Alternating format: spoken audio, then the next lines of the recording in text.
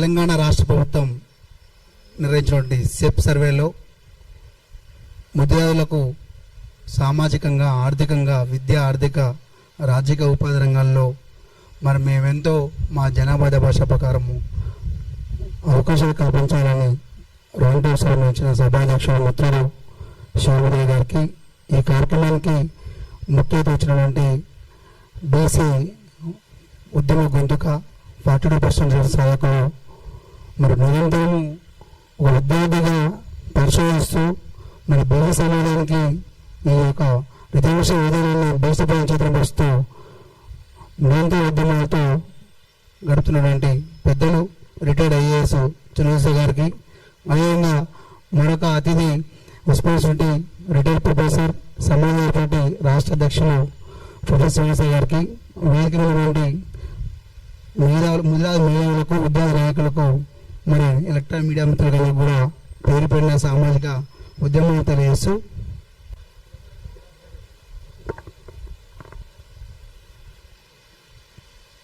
తెలంగాణ ప్రజాపాలన ప్రభుత్వం బీసీల మీద 20 ఏళ్ళ తర్వాత ఆశ్చర్యకరంగా మరి రాజకీయం కోసము, రాజకీయ లబ్ధి కోసము, లేక బీసీలని ఈ రాష్ట్రంలో ఎంతమంది బీసీలు ఉంటూ వీళ్ళందరూ కూడా మరి సామాజికంగా, ఆర్థికంగా, విద్య, రాజకీయ, ఉపాధి రంగంలో వాళ్ళ జమాషా ప్రకారము అవకాశం కల్పించిన ఆలోచనతో మరి చేసింది రేవంత్ రెడ్డి కానీ, లేకపోతే రాహుల్ గాంధీ రాష్ట్రం వరకు ఈ సర్వేషన్ తెలియగానే చాలా గొప్ప శుభపరిణామం. ఎందుకంటే ఈ సమాజంలో మేము బీసీలను చెప్పుకునే ఒక అవకాశం సర్వే. ఈ సమాజంలో మా కులము ఇంతమంది ఉందని లెక్కలు సాగుతున్న ఒక ఐడెంటిఫికల్ ఐడియాలజీ సర్వే. అంత బాగానే ఉంది, సర్వే రిపోర్ట్ వచ్చినాయి, బాగానే ఉంది. చాలామందికి రకరకాల ఆలోచనలు, అనుమానాలు ఉన్నాయి. కేసీఆర్ గారు చేపట్టిన సమగ్ర సర్వేలో మా కులము ఇంత ఉందని ఒక ఆలోచన ఉంది. కానీ ఈ ప్రజాపాలన ప్రభుత్వం రేవంత్ రెడ్డి సర్వేలో ఎందుకు మా కులని తక్కువ ఉందని ఇక్కడ మీడియా సమావేశాలు పెట్టి నిర్వహించిన చాలామంది కుల సంఘ నాయకులు కావచ్చు, రాజకీయ కావచ్చు సమావేశాలు పెట్టారు. నేను అడుగుతున్నా, సర్వే జరిగేటప్పుడు ఈ బీసీ కుల నాయకులు ఎక్కడ పోయారు? సర్వే జరిగేటప్పుడు గ్రామస్థాయి సర్వే జరుగుతున్నప్పుడు గ్రామస్థాయిలో బీసీ సమాజం కావచ్చు, బీసీ మేధావులు కావచ్చు, బీసీ ప్రజాప్రతినిధులు కావచ్చు, మీ కులాల లెక్కలు తీస్తున్నప్పుడు గ్రామస్థాయిలో సర్పంచ్ ఉంటాడు, లేకపోతే ఎంపీటీసీ ఉంటాడు, వార్డు మెంబర్ ఉంటాడు, జెడ్పీ చైర్మన్ ఉంటాడు, జెడ్పీటీసీ ఉంటాడు, ఎంపీ ఉంటాడు.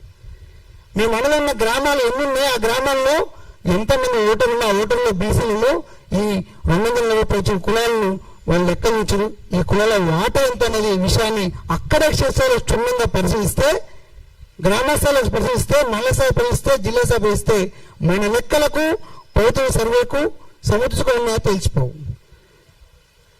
నాకు తెలిసి తెలంగాణలో బీసీ వాదంతో ఒక గొప్పగా నేను చూసిన గొప్ప బీసీ వాదం చెప్పుకున్నట్టు అంటే ప్రొఫెసర్ శ్రీనివాసరి వారు టర్మ్ కాకుండా ఇప్పుడు టర్మ్లో ఒక చిరువు సరే స్పష్టమైన వైఖరితో ఉన్నాడు. బీసీలు రాజ్యాధికారం వస్తా కొట్లాడాలంటే బీసీలు ఐక్యతం కావడం, చైతన్యం కావాలి. చైతన్యం కావాలంటే గ్రామ స్థాయిలో వాళ్ళని చైతన్యపరచాలి. ఎంత దుర్మార్గం అంటే ఇప్పటికీ గ్రామాలలో నేను బీసీల కులమే, మాకు ఒక సర్టిఫికేట్ ఉంటుంది, మాకు ఈ రాజకీయ అవకాశాలు ఉంటాయని తెలియని కులం చాలా ఉన్నాయి. మరి వీళ్ళందరూ ఎవరు మమేకం చేయాలి? మరి వీళ్ళందరూ ఎవరిని చైతన్యపరచాలి? ఎవరు కంకణం కట్టుకోవాలంటే మేధావులుగా, కవులుగా వీళ్ళందరూ కంకణం కట్టుకొని ఎప్పుడైనా తెలంగాణ ఉద్యమం తెలియవచ్చు, కుల ఆత్మీయ ఉద్యమాలు కావచ్చు, క్షేత్రస్థాయిలో బలపడినప్పుడే రాజ్యాంగ పనిస్తాయి. నేను అడుగుతున్నా, ఇంతవరకు గ్రామ స్థాయిలో బీసీలు అని చెప్పుకునేటువంటి మేము బీసీలు ఏడిపోతున్నాం అంటే ఎంఆర్ఎస్ అంటే మా పటేల్ చెప్తే అయిపోద్ది, మా పటేల్ చెప్తాడు, మా దొర చెప్తే అయిపోద్ది, ఎంఆర్ఎఫ్స్ కానీ లేదా ఎంపీడీఎస్ కానీ స్టేషన్ చెప్తే అయిపోద్ది. భిన్నమైన పరిస్థితులు బీసీకి ఉన్నాయి. నేను ఈ వేదిక నుంచి ఈ 240 తెలుపుకున్న బీసీ కుల తరఫున ఒకటే విజ్ఞప్తి చేస్తున్నాను మిత్రులారా, ఎవరైనా వ్యక్తిగత అభిప్రాయం ఉండొచ్చు, రాజకీయ ఎజెండా ఉండొచ్చు, ఇవన్నీ పక్కన పెడదాం. మనకు ఒక వేదిక దొరికింది. కుటుంబ ఈ సర్వే ద్వారా బీసీల సమాజంలో మా వాటంతో తెలిసిన స్పష్టమైన వైఖరి ఉన్నది. ఈ సర్వే ప్రకారము ఈ కులాల యొక్క సామాజికంగా, ఆర్థికంగా, విద్య, ఉపాధి, రాజకీయ రంగంలో కాంగ్రెస్ పార్టీ కావచ్చు, మిగతా పార్టీ కావచ్చు, రాబోయే ఎన్నికల్లో కావచ్చు, ఎందుకంటే రాజ్యాంగం వస్తేనే మనం బాగుపడదాం కాబట్టి బిడా మేము ఇంతమంది ఉన్నాం, మాకు ఎన్ని సీట్లు ఇస్తారో తేల్చాలని చేసే ఒక బూత్ ఉద్యమానికి కంకణాచారం చెప్పడాన్ని కోరుకుంటున్నా. మిత్రులారా, Somajiguda press club, Basiriguda press club విషయాన్ని మేధావులుగా తెలియపరుస్తారు. కానీ గ్రామ స్థాయిలో క్షేత్ర పంచ ఉద్యమం పడ్డది. ఈ విద్యార్థి యువత ముందుకు పోవాలి. వాళ్ళకు అన్నిగా మేధావులు ఉంటారు. మేధావులు కలం పట్టాలి, ఆలోచన చేయాలి, ఆర్టికల్ రాయాలి. విషయాన్ని స్పష్టమైన వైఖరితో ప్రజలకు అర్థమైన రీతిలో చైతన్య వేదికలు పెట్టాయి. 3 మాసం చేసిన తప్ప బీసీ సమాజానికి చల్లని రాదు. చల్లని వచ్చిన ఒక్కరోజులో రాజకీయ పబ్బం కోసము వేదిక పెట్టిన తప్ప బీసీల మీద ప్రేమ బీసీ నాయకులారా, బీసీ ప్రజాప్రతినిధులారా, రాజకీయ పార్టీకి మీరు స్వార్థం కోసం కంకణం కట్టుకోవచ్చు. కానీ మరి ఈ రోజు 80 సంవత్సరాల భారతదేశంలో ఇంతవరకు బీసీలకు ఒక సర్వే రిపోర్ట్ వచ్చింది.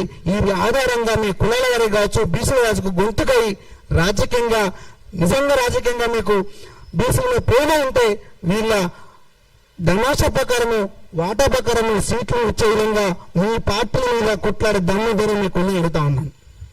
అడగరు. ఒక ఆయన వేరే పార్టీ కొమ్ము కాస్తాడు, ఇంకో ఆయన కొమ్ము కాస్తాడు. అరే నాయన, ఈ కులాలు 80 సంవత్సరాలుగా అణచివేతబడ్డాయి. అణగార వర్గాలు, బడుగుల వర్గాలు రాజకీయంగా, ఆర్థికంగా, విద్యాపరంగా ఎంతమంది తెలియపరుస్తూ చాలా కుటుంబాలు ఉన్నాయి. 90% మంది కులాలు ఇప్పుడు అవకాశం అడిగట్లేదు. ఎంఆర్ఆర్సీ పోతే మీకు ఈ కులాలను సర్టిఫికేట్ ఇచ్చే పరిస్థితి లేదు. ఊళ్ళల్లో ఆధిపత్య కులాల ఆధిపత్యం ఇంకా జరుగుతూ ఉన్నది. తెలుసో తెలియకో మన జరిగిన ఎన్నికల్లో అద్భుతమైన ఫలితాలు బీసీలు గెలిచారు. ఈ సర్వే ఆధారంగా చేసుకొని నేను 2 విషయాలు స్పష్టం చెప్తున్నా మిత్రులారా. మేధావులు కంకణం కట్టుకొని చైతన్యపరిచే వేదికను ఏర్పాటు చేయండి.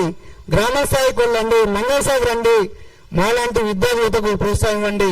విషయాన్ని ప్రజలకు ఈ ఊర్లో బీసీలు ఇంతమంది బీసీలు కులాలు ఉన్నాయని లెక్కలతో సహా ఉన్నాయి కాబట్టి ఆ స్పష్టమైన వైఖరి విధానాన్ని ప్రజలు తెలుసుకునే విధానం ఉన్నాయి. ఎందుకంటే గ్రామీణ నేపథ్యాన్ని మొత్తం కూడా కులవృత్తులు వేసుకునే పరిస్థితి పడలేదు. పొద్దున్న వేస్తే వాళ్ళు కుల వేసుకుని బతుకు జీవనం చేస్తారు. వాళ్ళు కొడుకో బిడ్డ మంచి చదువుకోవాలి, విద్యాస్థాయిలో గొప్ప విద్యాలయం తప్ప నేను ఈ కులమే నాకు ఇంత రిజర్వ్ ఇస్తాయి, నాకు రిజర్వ్ ఇస్తే నా కొడుకో బిడ్డ విద్యా ఉపయోగంలో ఎక్కడ కూడా బాగుపడుతున్న అవసరం వాళ్ళకి తెలియదు.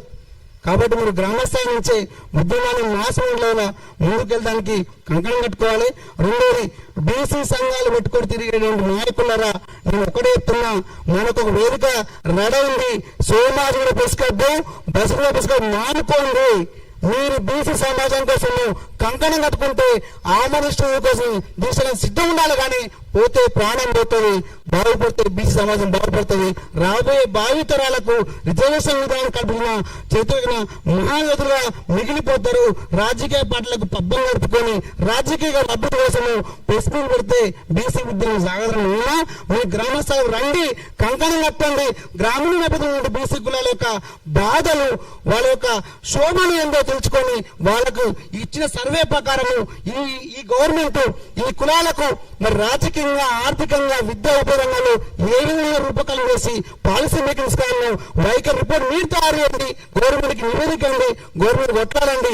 అప్పుడే ఈ బీసీ సమాజం రిజర్వేషన్ ప్రక్రియ ఏర్పడుతుంది. రాజ్యాధికారంగా మేము కూడా ఓట్లు వేసుకుంటాము అనే విషయాన్ని కూడా ప్రజలు చేస్తుంది. కాబట్టి ఈ బంద్ చేసుకోరి ప్రెస్ క్లబ్లలో పెట్టే బీసీ సంఘం ఏర్పడిన బీసీ నాయకులారా, మీ కులాల కావచ్చు, బీసీ కులాల ప్రేమ ఉంటే గ్రామీణ స్థాయిలో, మండల స్థాయిలో, జిల్లా స్థాయిలో ఉద్యమం చేపట్టండి. రాజకీయ పార్టీలకు కొంగుబట్టి పద్మం కట్టి నాయకులు బంద్ చేసుకోరి. రాబోయే రోజుల్లో మిమ్మల్ని తరుముకుంటూ వస్తుంది. ఖచ్చితంగా చిరుసారి అంటే ఒక మేధావులు కావచ్చు, సింహాసనం మేధావులు కావచ్చు, కంచెల మేధావులు కావచ్చు, వాళ్ళ నాయకత్వంలో మేధా వర్గాల్లో వస్తున్న వరకు మీరు బీసీ సంఘం నాయకులుగా ఉద్యమం చేయండి. మేము విద్యార్థి నాయకులుగా, యువతగా ముందు నడుస్తాము తెలియజేస్తూ ఈ గవర్నమెంట్, ఈ ప్రభుత్వం, రాష్ట్ర ముఖ్యమంత్రి గారిని స్పష్టంగా ఈ వేదిక కోరుతాను. బాగానే సర్వే చేశారు, మరి కులాలన్నీ కూడా ఇంత శాతం బాగానే చెప్పారు. ఎందుకు తక్కువ విషయం లేను, ఆ లోతు పోను. సరే, ఈ సర్వే రిపోర్ట్ ప్రకారము ఈ కులాలకు రాబోయే రోజుల్లో విద్యాపరంగా కావచ్చు, రాజకీయ పరంగా కావచ్చు, ఆర్థిక పరంగా కావచ్చు, ఉపాధి కల్పన కావచ్చు, మరి ఏ విధంగా పాలసీ మేకింగ్ తీసుకొస్తారో, మరి అభివృద్ధి పథకాలు తీసుకొస్తారో వాళ్ళకి స్పష్టమైన వైఖరిని ముఖ్యమంత్రిగా తెలియజేయాలి. ఈ ప్రజాప్రభుత్వంలో పనిచేస్తున్న బీసీ నా ప్రజాప్రతినిధులారా, మీరు కాంగ్రెస్ పార్టీ ఉండొచ్చు కాక, కానీ మీ జాతుల కోసము, మీ జాతి అభివృద్ధి కోసము, మీ జాతి రాజకీయ ఆర్థిక అభివృద్ధి కోసము మీరు ఆలోచనలను తోడియండి. మీ వైపు మేము ఉంటాము, మీ ప్రభుత్వం ఒత్తిడి వేయాలి. ఈ జాతులు ఇకనైనా 80 సంవత్సరాల తర్వాత ఒక సర్వే వచ్చింది, ఐడియాలజికల్ గా, మెథడికల్ గా. ఈ సర్వే ప్రకారమైన రాబోయే రోజుల్లో అన్ని అన్ని కాంగ్రెస్ పార్టీ అన్ని రాజకీయ పార్టీలు మరి రాజకీయంగా ఎంత దమాషా సీట్లు ఇస్తూ స్పష్టమైన వైఖరి తెలియాలి. లేకపోతే రాబోయే రోజుల్లో తెలంగాణలో ఉన్నటువంటి ఉమ్మడి 10 జిల్లాల్లో ఈ రాజకీయ పార్టీలు ఎవరైతే బీసీలకు దమాషా ప్రకారం సీట్లు ఎవరు వాళ్ళందరూ కూడా తరుముకుంటూ వస్తుంది. మరో తెలంగాణ ఉద్యమం చెరువు సరళ నాయకత్వం కావచ్చు, సింహాసన నాయకత్వం కావచ్చు ఖచ్చితంగా రాబోతుంది. బహుజన ఏకత్వం కోసం బహుజన ఏకం కావాలి. ఒక ముదిరాజుని ఇలా 20 లక్షల పరీక్షలు ముదిరాజుల్ని ఒకే ఎన్నున్నాడు. నేను అడుగుతున్న 7.4% ఉన్న ముదిరాజులకు ఎంత ఎమ్మెల్యే టికెట్ ఇవ్వాలనో వాళ్ళకి ఇవ్వండి. అదేవిధంగా 240 కులాన్ని వాళ్ళందరూ కూడా ఇవ్వండి. దమాషా పక్కన ఇవ్వండి. రాజకీయాల కోసం వాడుకునే బీసీ సమయం రాజకీయ కబర్దార్ చెప్తున్నా మీరు రాబోయే ఎన్నికల్లో బీసీల రాజ్యాలకు వస్తేనే మరి మీ బీసీ సమాజం బాగుపడుతుంది. వారి కుటుంబాల వారిగా దమాషా ప్రకారం సీట్లు ఇవ్వండి. ముందే ప్రకటన చేయాలి. సీట్లు ఇచ్చి వాళ్ళకు అవకాశం కల్పిస్తుంది. మన అసెంబ్లీలో కూర్చుంటేనే మరి ఈ యొక్క బీసీల అభివృద్ధి కావచ్చు. ఈ సెప్ సర్వే ఏదో సామాజికంగా, ఆర్థికంగా, విద్య, రాజకీయ ఉపయోగంలో అవకాశం వస్తాయని మనస్ఫూర్తిగా తెలియజేస్తూ ఈ అవకాశం శుభ్రానికి నియంత్రిస్తున్నాను.